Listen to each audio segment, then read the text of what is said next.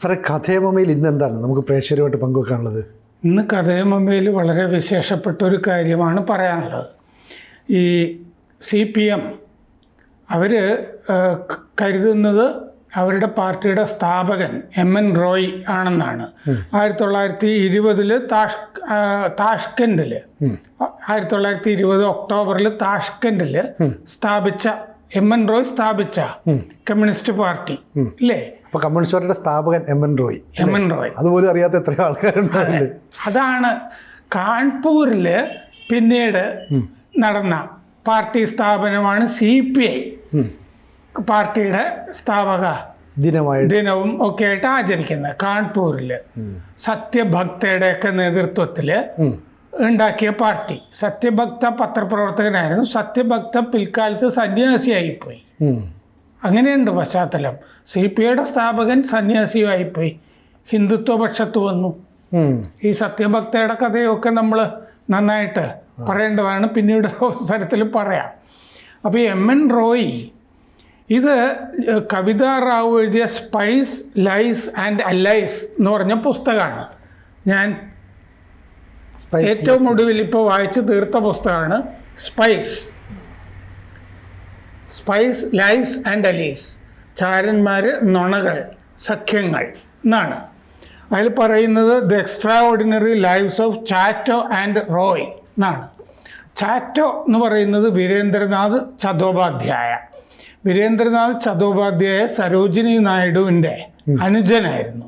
വളരെ പ്രായം കുറഞ്ഞ അനുജൻ.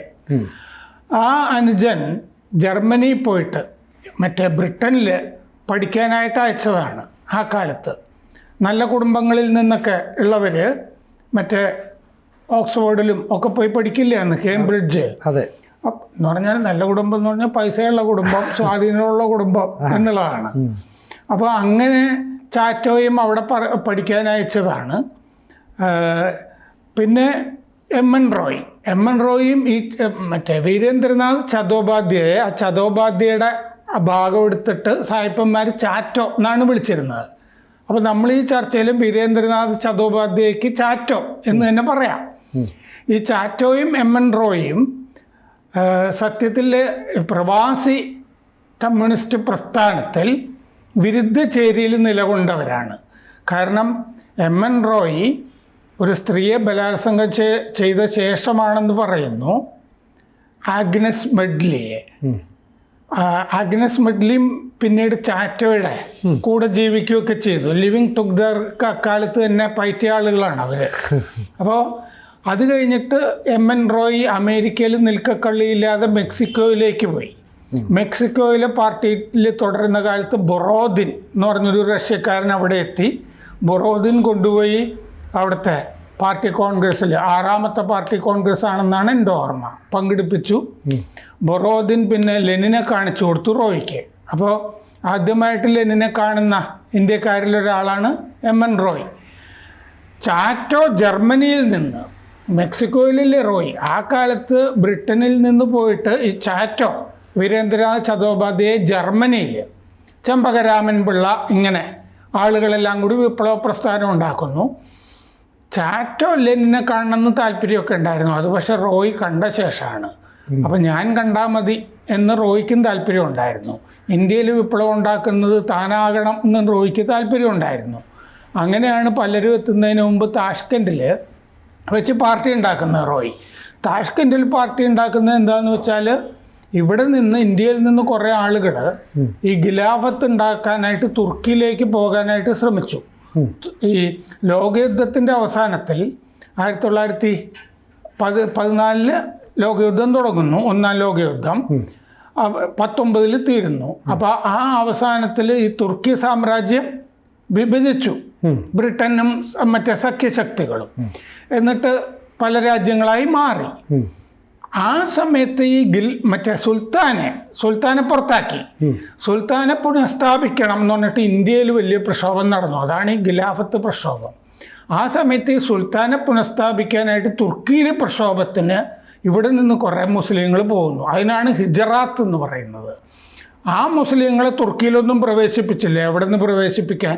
അവിടെ ഈ സുൽത്താനെ വേണ്ടാത്ത മുസ്ലിം ഭരണകൂടം വേറെ വന്നു കഴിഞ്ഞു. മുസ്തഫ കമാലിൻ്റെ ഒക്കെ നേതൃത്വത്തിൽ സെക്കുലർ ഭരണകൂടം വന്നു. ഇവരെ അങ്ങോട്ട് കയറ്റിയില്ല. അവർ അഫ്ഗാനിസ്ഥാനിലുമൊക്കെ പോയി. പിന്നെ താഷ്കൻഡിൽ, ഉസ്ബെക്കിസ്ഥാനില്ലേ ഇന്നത്തെ, അവിടെയാണ് ഈ താഷ്കൻഡിൽ അവർ ചെന്നു.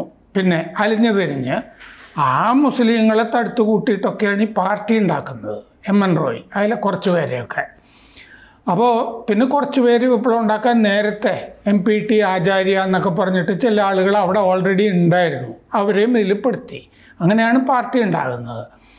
അപ്പോൾ എം.എൻ. റോയ് അവിടെ നിന്ന് ലെനിനുമൊക്കെ ആയിട്ട് അടുപ്പം ഉണ്ടായിട്ട് ലെനിൻ പല രീതിയിലും റോയിയെ ഉയർത്തിക്കൊണ്ടിരുന്നു, കോമിൻറ്റേണിലുമൊക്കെ.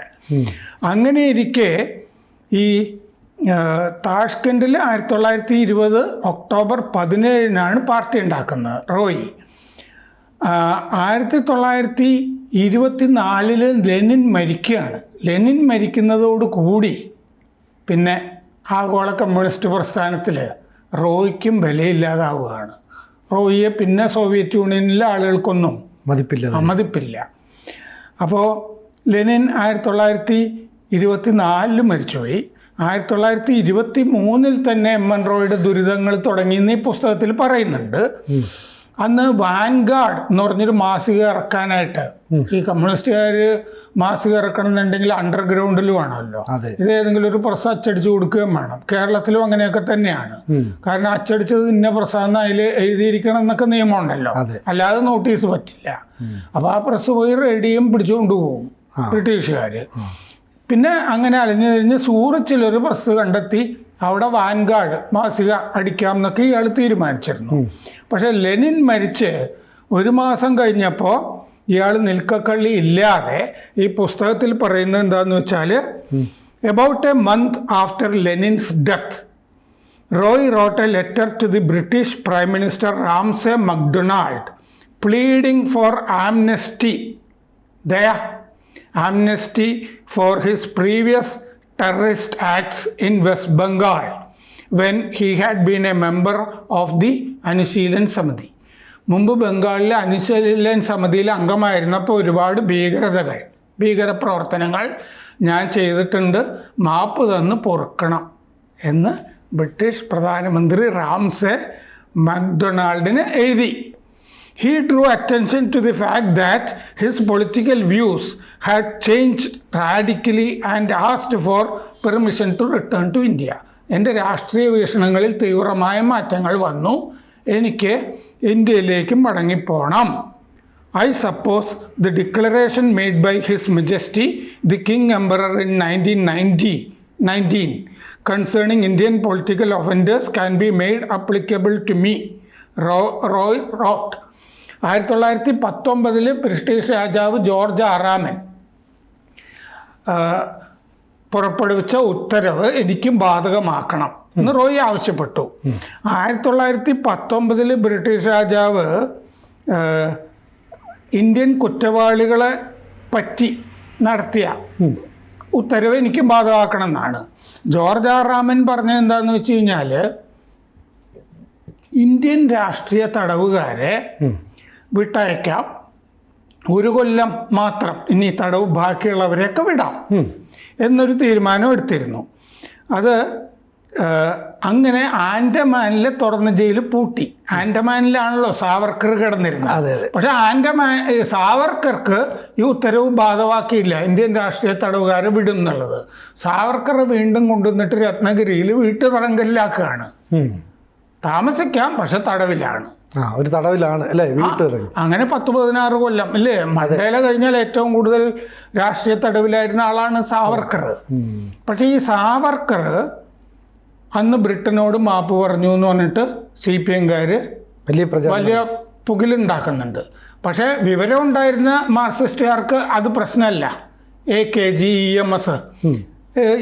EMS ഇന്ത്യൻ സ്വാതന്ത്ര്യ സമര ചരിത്രത്തിൽ സാവർക്കർ വലിയ വിപ്ലവകാരിയാണ്. അദ്ദേഹത്തിന് എഴുതിയിട്ടുണ്ട്. അദ്ദേഹം മറ്റേ മാർസെയ്ൽസിൽ, ഫ്രാൻസിൽ ബ്രിട്ടനിൽ നിന്ന് ഇന്ത്യയിലേക്ക് കൊണ്ടുവരുമ്പോൾ മാർസെയ്ൽസിൽ കപ്പലിൽ നിന്ന് ചാടിയില്ലേ, കടലിൽ ചാടി നീന്തി അങ്ങനെ രക്ഷപ്പെട്ടത്. അങ്ങനെ ഒരു വീരപരിവേഷമാണ് സാവർക്കർക്ക് ഇന്ത്യയിലുള്ളത്. സാവർക്കർ മരിച്ചു കഴിഞ്ഞപ്പോൾ അദ്ദേഹം MP അല്ലല്ലോ. പക്ഷെ അദ്ദേഹത്തിന് ഉപചാരം ലോക്സഭയിൽ കൊടുക്കണമെന്ന് ആവശ്യപ്പെട്ടത് കമ്മ്യൂണിസ്റ്റ് നേതാക്കൾ ഹിരൺമയി മുഖർജിയും AK ഗോപാലനുമാണ്. അത് നടന്നു. സാവർക്കർക്ക് ഉപചാരം അർപ്പിച്ചു. ഇന്ദിരാഗാന്ധി ആണ് സാവർക്കറുടെ തപാൽ സ്റ്റാമ്പ് ഇറക്കിയത് അല്ലേ പിൽക്കാലത്ത്. അപ്പോൾ സാവർക്കർ വലിയൊരു സ്വാതന്ത്ര്യ സമര സേനാനിയാണ്. പക്ഷെ അദ്ദേഹം വിപ്ലവപാതയിലായിരുന്നു. അദ്ദേഹം ലെനിനെ കണ്ടിട്ടുണ്ടല്ലോ. അപ്പോൾ ലണ്ടനിൽ വെച്ചാണ് ലെനിനെ കാണുന്നത്. അത് വിപ്ലവത്തിന് വേണ്ടിയിട്ട് ഇന്ത്യയിൽ 1857 ശിപായി ലഹള എന്ന് പറഞ്ഞ് അപഹസിച്ചിരുന്ന സംഭവത്തിന് ഇന്ത്യയിലെ ആദ്യത്തെ സ്വാതന്ത്ര്യ സമരം എന്ന് പറഞ്ഞിട്ട് പുസ്തകം എഴുതിയത് സാവർക്കറാണ്.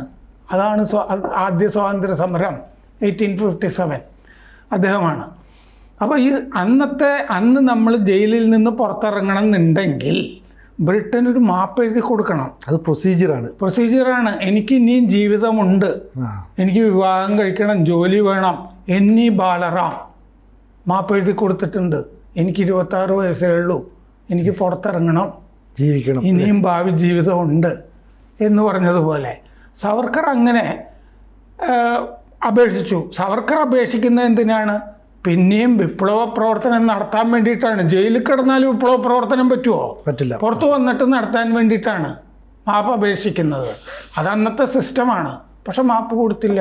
ഇത് ഇപ്പം കണ്ടില്ലേ, CPM-ന്റെ സ്ഥാപകൻ MN റോയ് ബ്രിട്ടീഷ് പ്രധാനമന്ത്രി റാംസെ മക്ഡൊണാൾഡിനോട് തന്നെ മാപ്പ് അപേക്ഷിച്ച വിവരം കവിതാ റാവു ഈ പുസ്തകത്തിൽ പുറത്തു കൊണ്ടുവന്നിരിക്കുന്നു. അവർ ലണ്ടനിലാണ് താമസം. അവർ BJP അല്ല, RSS അല്ല. അവർ വേറെയും പുസ്തകങ്ങൾ എഴുതിയിട്ടുണ്ട്. അവരവിടെ പോയി ഗവേഷണം നടത്തി ഇത് കണ്ടുപിടിച്ച് പുറത്തു കൊണ്ടുവന്നിരിക്കുകയാണ്.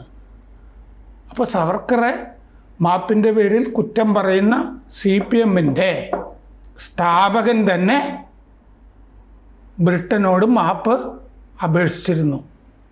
MA ബേബി ആണ് ഈ സാവർക്കറുടെ മാപ്പ് പ്രചരിപ്പിച്ചവരിൽ ഒരാൾ. അടിയന്തരമായി MA ബേബി ഈ കവിതാ റാവുവിൻ്റെ പുസ്തകം വാങ്ങിച്ച് സോറി, എൻ്റെ പാർട്ടിയുടെ സ്ഥാപകനും മാപ്പ് അപേക്ഷിച്ചിരുന്നു സഖാക്കളെ എന്ന് പറഞ്ഞാൽ മര്യാദയായിരിക്കും. കൂടുതൽ വാർത്തകളും വിശേഷങ്ങളും നിങ്ങളിലേക്ക് എത്താൻ ABC മലയാളം സബ്സ്ക്രൈബ് ചെയ്യുക, ബെൽബട്ടനും അമർത്തുക.